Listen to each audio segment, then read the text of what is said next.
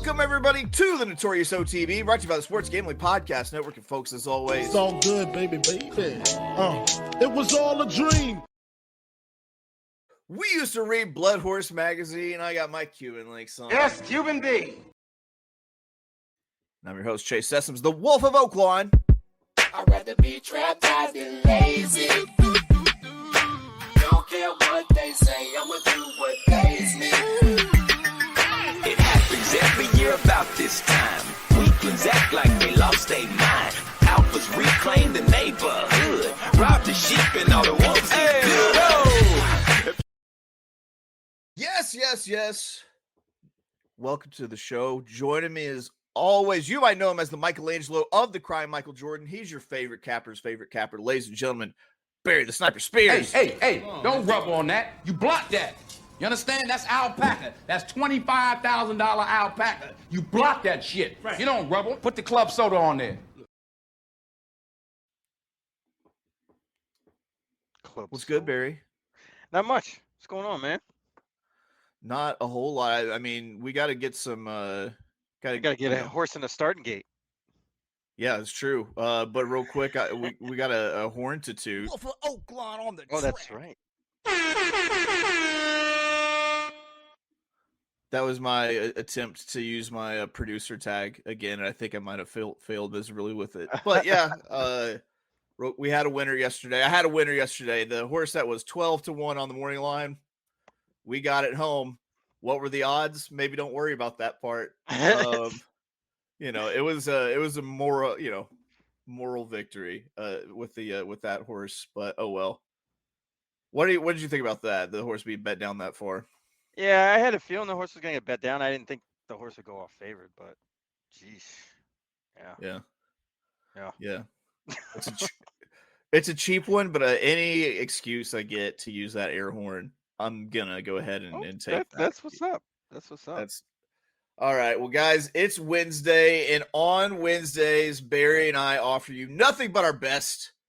That's right. It's time for Wednesday's best bets. We've gone through this Churchill Downs card from the rooter to the tutor to find you our very best plays, and maybe it's a horse at huge odds, maybe it's a high confidence pick, maybe it's a little bit of both. Let's pull up some past performances. Cheer. We're talking Churchill Downs Wednesday. That's right. Today, the 24th of September, year of our Lord 2025. Post time for the cards is going to be 12:45 p.m. Eastern, 11:45 a.m. God's time, 9:45 a.m. Pacific time, out on the Pacific coast. And Barry, by virtue of how numbers work, you lead us off today in race 5, 6 furlongs, $12,500 claimer on the dirt. Barry, what is your best bet in race 5? Yeah, I chose this race. I thought there could be some chaos. I'm not really fond of the horse that I think might get bet, the 8 Kunshan Bridge. Getting Irad. And, this horse is dropping into this class, but I just don't think this horse can really run that well. I know he's coming from the New York circuit in Parks down to here. His last race was terrible. I really don't know what to make of that horse in this spot. I just don't like this horse on the win end anyway. I ended up going to number 3, Twirling Roses. Now, this horse is coming in from a lesser circuit in Hawthorne, but was running at a higher level and running well at a higher level. $25,000 open company, to be specific. Won a race like that in April. Came close again July 20th. Ran a pretty decent race that day. Last time, I just think 25,000 is way too high. And this spot seems very logical.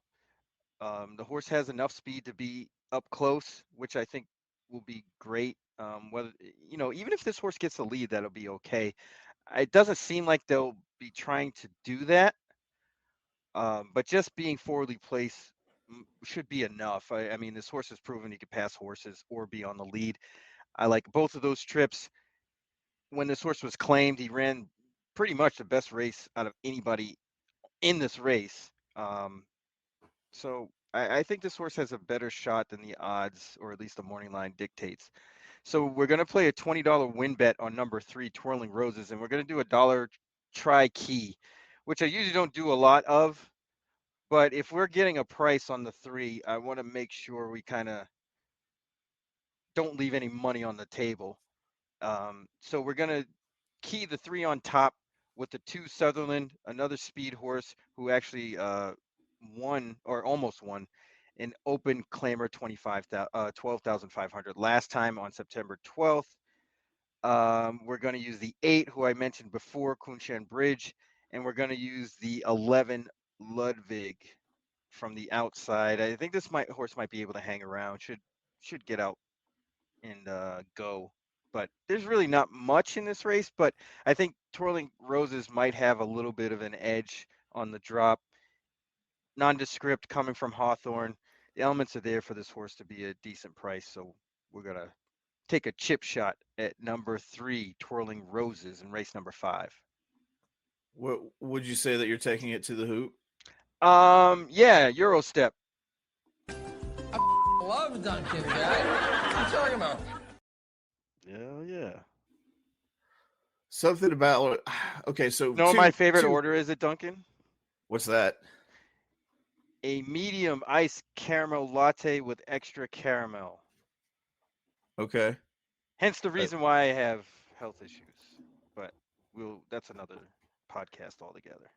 Like I always like to tell people, I'm just slowly dying of whatever it is that's eventually going to kill me. I don't drink coffee much, so I guess that's in my favor. That's fair. I have one confession to make, which is you lost me after you said Twirling Roses, because after you said that, in my head, I've just been fucking sideways.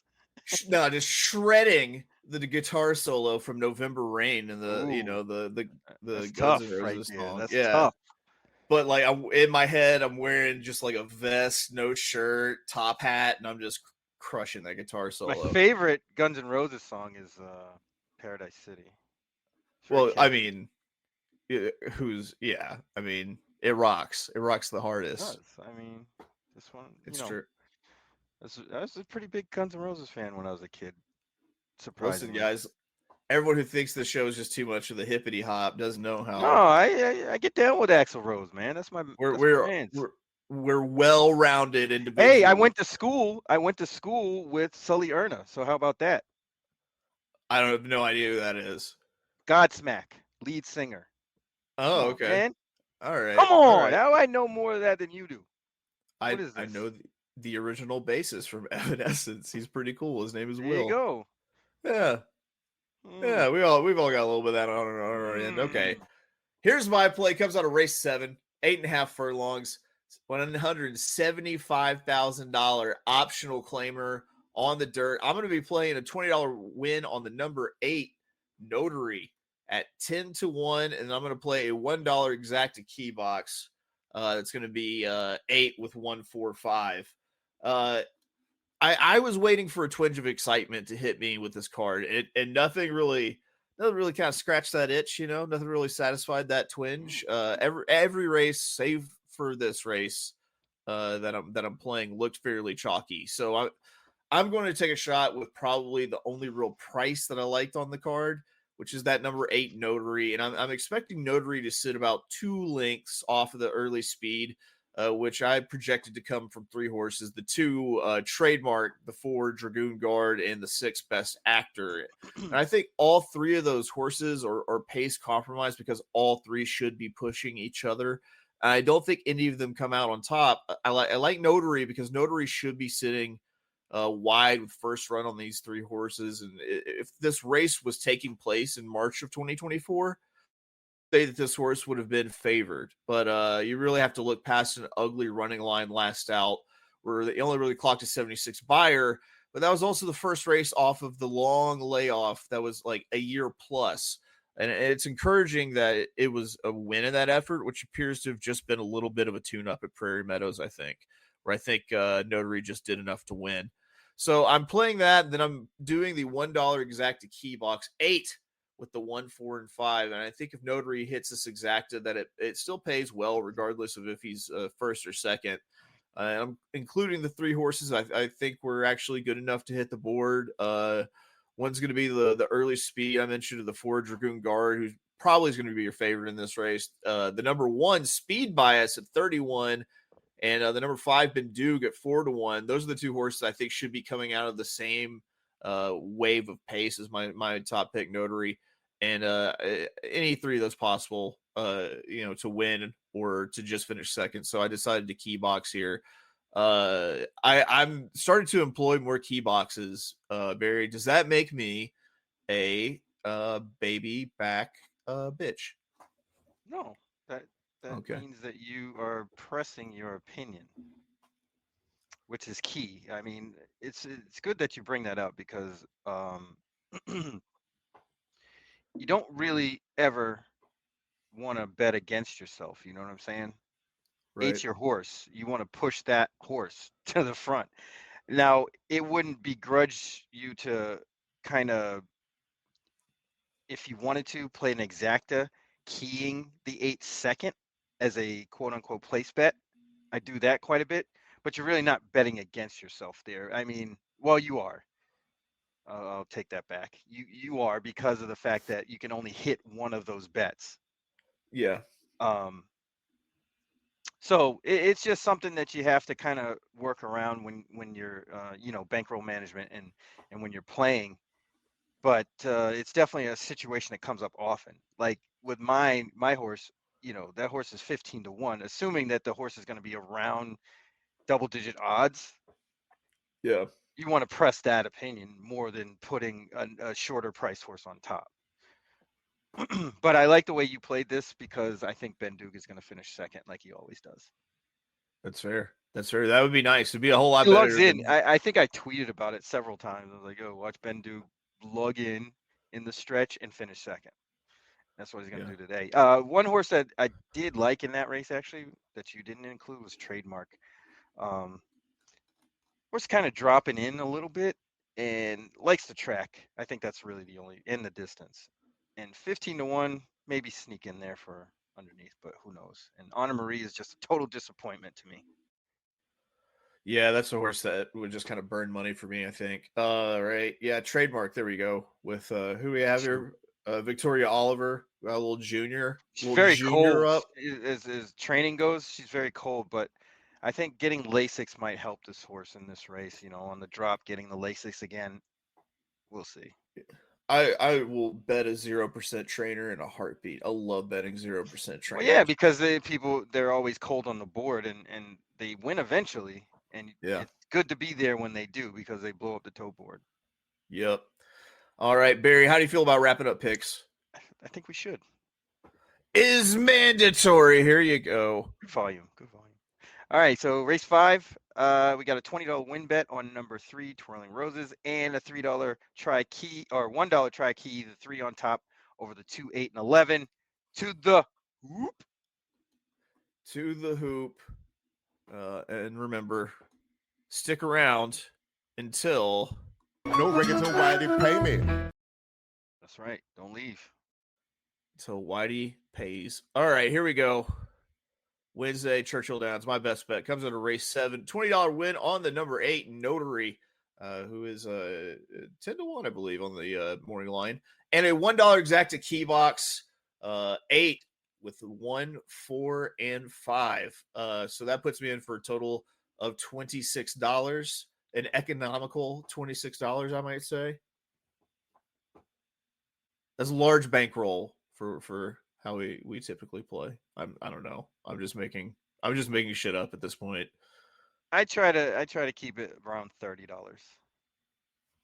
Just because you like to get paid whenever you get something right. That's correct. ROI is the key. That's right.